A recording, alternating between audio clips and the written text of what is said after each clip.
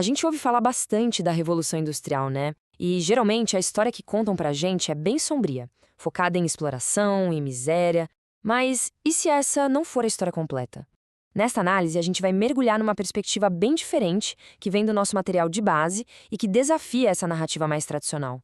Para entender essa outra história, a gente precisa começar justamente pela ideia que ela quer contestar. A fonte aponta para a teoria de Karl Marx. O argumento dele era que o próprio capitalismo, no fundo, era uma barreira para o progresso da humanidade. A tese era que a exploração, que seria parte do sistema, na verdade impedia as nações de se desenvolverem como poderiam.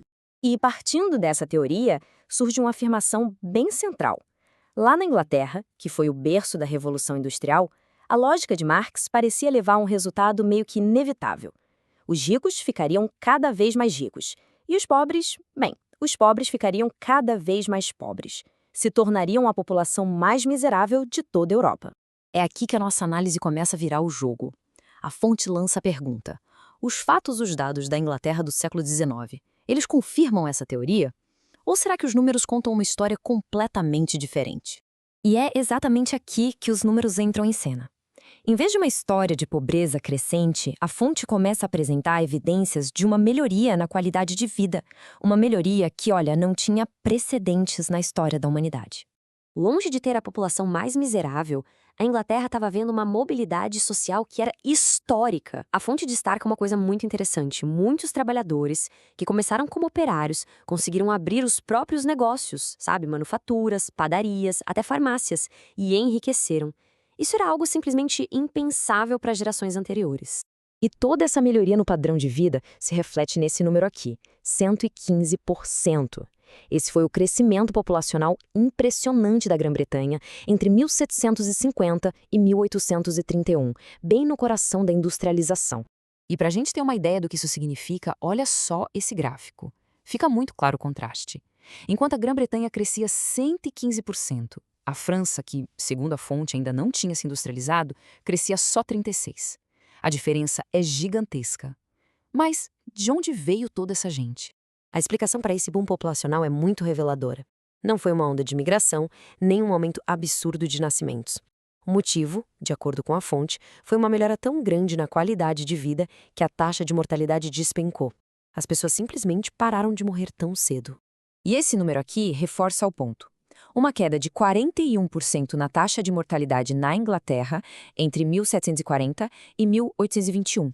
Isso aponta para melhorias na alimentação, como a produção em massa de trigo, graças às novas máquinas, e nas condições gerais de vida. A fonte argumenta que o país onde o capitalismo industrial estava nascendo estava, na verdade, vivendo o seu auge. Para reforçar esse argumento sobre os benefícios do sistema que estava surgindo, a fonte faz uma comparação com o que seriam experiências socialistas posteriores que, segundo ela, não geraram a mesma prosperidade. Ela aponta que a falta de competição e de incentivos para o trabalhador acabou levando a uma qualidade de vida mais baixa e à falta de produtos básicos. O próprio Trotsky, um dos líderes da Revolução Russa, teria chegado à conclusão de que o trabalho compulsório seria necessário para manter a produção. Agora, vamos passar para um dos tópicos mais sensíveis e emocionantes: o trabalho infantil. A acusação de que a Revolução Industrial criou essa prática é muito, muito comum. Mas a fonte nos convida a olhar para uma história bem mais antiga. Pois é essa ideia que a gente geralmente aprende, né? As fábricas escuras, as crianças trabalhando em condições terríveis, o mal que nasceu com o capitalismo. Só que, segundo a fonte, essa narrativa acaba deixando de fora milênios de história.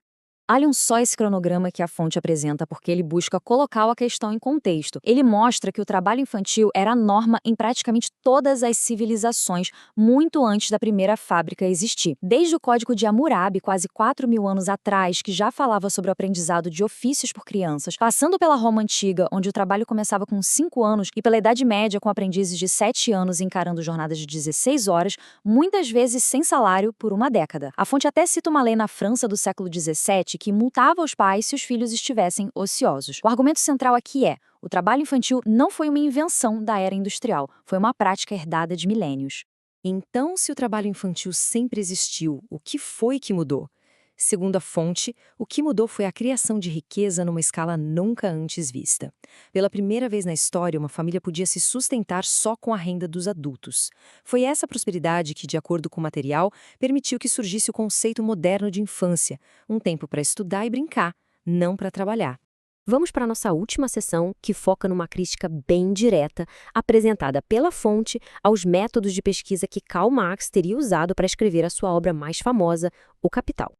A fonte alega o seguinte: como Marx não estava conseguindo atrair muitos operários para sua causa revolucionária, porque eles estavam de fato vendo suas vidas melhorarem, ele teria manipulado as suas fontes.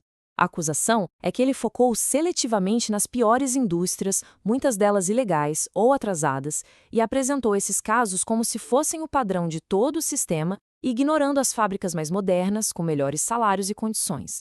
Essa crítica toda é resumida nesta citação bem poderosa do historiador Paul Johnson, que a fonte traz.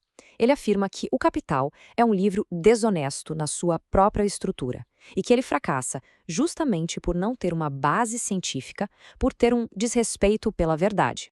E com isso a gente chega à conclusão da fonte. O argumento final é que essa outra história da Revolução Industrial, uma história de mobilidade social, de aumento da expectativa de vida, de inovação sem precedentes, foi em grande parte esquecida ou deixada de lado, o que nos deixou com uma visão quase que exclusivamente negativa daquele período todo. E isso tudo nos deixa com uma pergunta para refletir. Independentemente da perspectiva que se adote, fica claro que a forma como a gente conta o passado tem um poder imenso. Então, a questão que fica no ar é: como é que as narrativas históricas que a gente aprende moldam a maneira como nós entendemos a economia e a sociedade hoje em dia?